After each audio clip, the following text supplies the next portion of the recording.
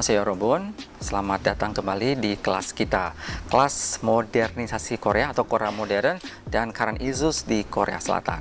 Oke, hari ini kita akan belajar tentang migrant worker, pekerja migran, dan juga Korea sebagai negara multikultural. Nah, tanda tanya ya tadi ya.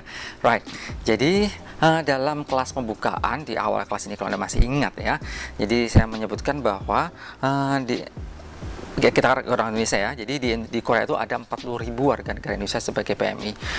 Maaf, dari 37.000 dari 40.000 itu adalah PMI.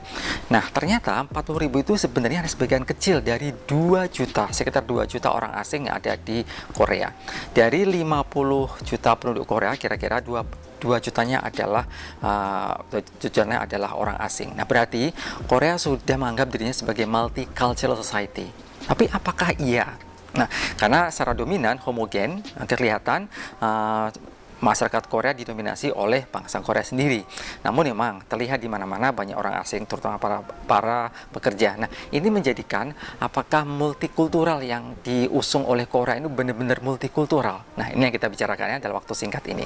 Yang pertama, kita melihat migrant worker tidak bisa dilepaskan dari kehidupan masyarakat Korea. Mungkin saya nggak ngebayangkan deh kalau Anda tahu, pabrik-pabrik kecil, skala menengah itu mungkin nggak akan hidup, nggak akan berputar rodanya kalau nggak ada orang asing. Ya, benar. Jadi karena apalagi angka mereka yang bekerja di pabrik-pabrik itu rata-rata orang asing, tidak maulah. Dengan Anda tahu, rata-rata anak muda Korea itu sudah S1, S2 itu banyak sekali. Level pendidikannya sangat tinggi. Jadi mereka nggak mau dong bekerja di level sangat rendah, misalnya di pabrik-pabrik itu. Jadi bagaimana? Mendatangkanlah orang asing, termasuk orang Indonesia. Nah, ternyata yang membentuk masyarakat Korea sekarang itu bukan orang asing yang datang sebagai pekerja.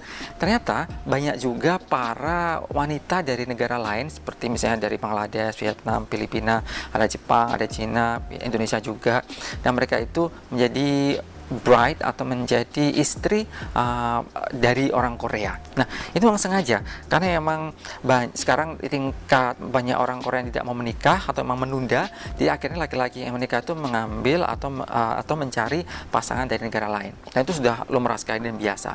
Dan sekarang anak-anaknya generasi keberapa udah, dan anaknya udah di SD, SMP, dan mereka sudah berbaur dengan masyarakat Korea.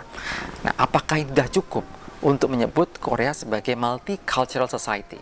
Jadi banyak pro kontra ya walaupun dari masalah policy yang dulu awalnya itu yang disebut multikultural itu sebenarnya untuk multicultural family.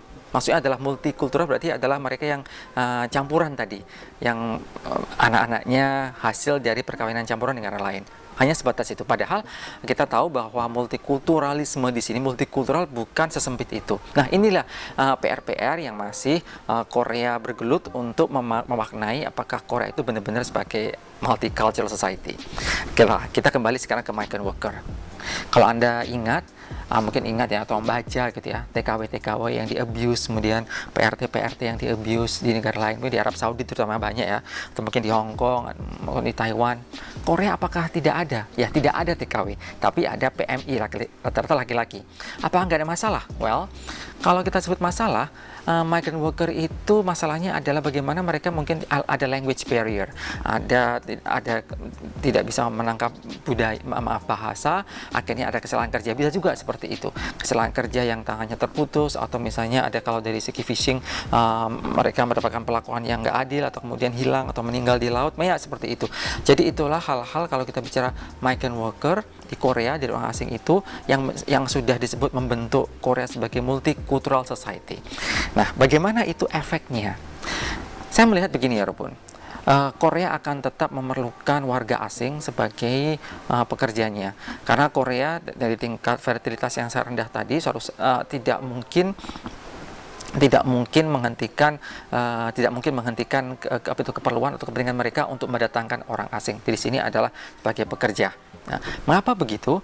Karena roda ekonomi Korea yang itu banyak didominasi oleh para pabrik kecil atau small and medium enterprises itu, notabene para pekerjanya adalah rata-rata orang asing, dan memang sudah diakui ya, apalagi dari Indonesia.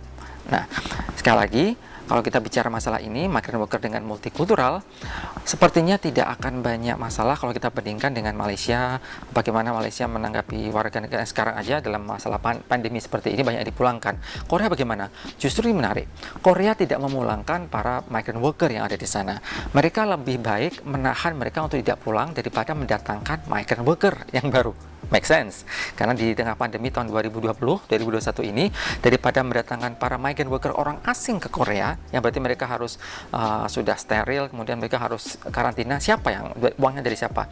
Lebih baik mereka memberikan option, lebih baik mereka stay di sini, extend untuk meneruskan pekerjaannya. Tapi masalahnya adalah bagaimana para migrant worker dari negara lain yang tetap ingin datang ke Korea, itu menjadi masalah baru. Nah inilah mungkin benang ruwet juga yang dihadapi Korea, bagaimana mereka juga memerlukan orang asing, migrant worker.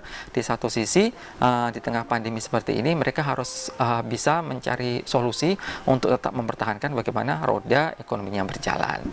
Oke, Yorobun, migrant worker dan Korea sebagai multicultural society tadi, walaupun kita hanya bicara sedikit saja, silahkan berpikir, Indonesia ratusan etnis, Korea hanya satu, ditambah orang-orang asing, tapi mereka tetap sebagai warga negara asing. Apakah sudah pas? Sudah bisa disebut sebagai a multicultural society? Silahkan. Ini adalah bahan renungan buat kalian untuk membandingkan dengan Indonesia, atau beda juga dengan Anda tahu Australia atau Amerika yang banyak pendatang, tapi mereka sudah menjadi warga negara Amerika, atau orang asing sudah menjadi warga negara Australia. Korea bagaimana? Orang asing tetap orang asing di sana, tapi Korea bisakah disebut sebagai multicultural society? Apakah ada hubungan multicultural society itu dengan kewarganegaraan? Nah, ini juga satu hal yang bisa jadikan bahan renungan atau Anda untuk belajar, coba cari tahu tentang hal itu.